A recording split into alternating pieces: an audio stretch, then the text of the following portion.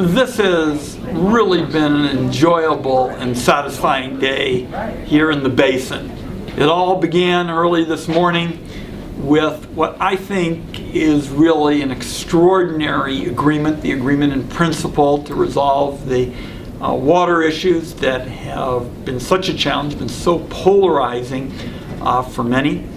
And I believe the community deserves an enormous amount of support. All the stakeholders were there, farmers and water users and environmental folks and the tribes, and virtually everybody could have exercised their right to obstruct. And all of them passed on that because they wanted to work for the greater good.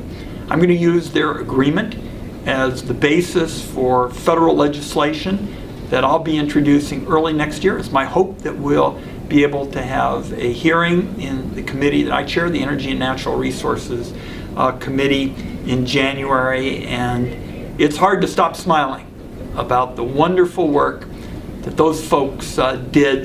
And this community should be very proud of the fact that when they certainly could have walked out a number of times over the last few months, they said, no, we want to put the interest of the community at large first, and they certainly did it. I also had a chance during the day to meet with students at the high school. We ought to feel very good about our future with the kind of sophisticated questions that they asked. I probably got more questions about Obamacare there at the high school than I've gotten at any of the 13 other high school meetings that I've been holding around the state. I told the students that I decided to do this during the government shutdown. I said, when this is over, I'm going to go back to Oregon because I want to get out to the high schools and find some adults to talk to. And those students at Klamath High ought to make us feel very good about our future. Also, whether it was stopping in Fred Meyer or having conversations with citizens along the way, I had a number of questions about our timber legislation. This is an effort to get folks back to work in the woods. There are two parts to the timber puzzle. One of them is the safety net. I was able to secure $100 million more for Oregon's rural communities, for our police and our fire and our schools.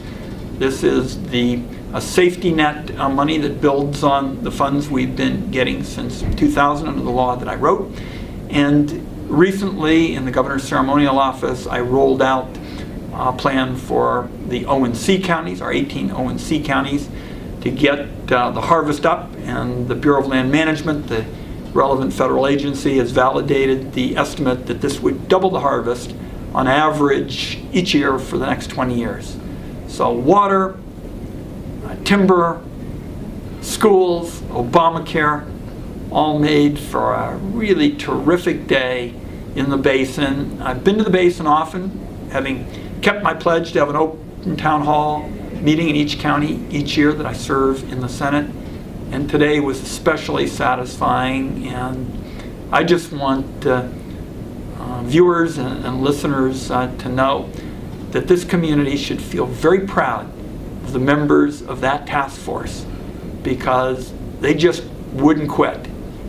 They made it clear that this was an opportunity to get a polarizing issue that had been dividing the community right, and this is the time when they did it.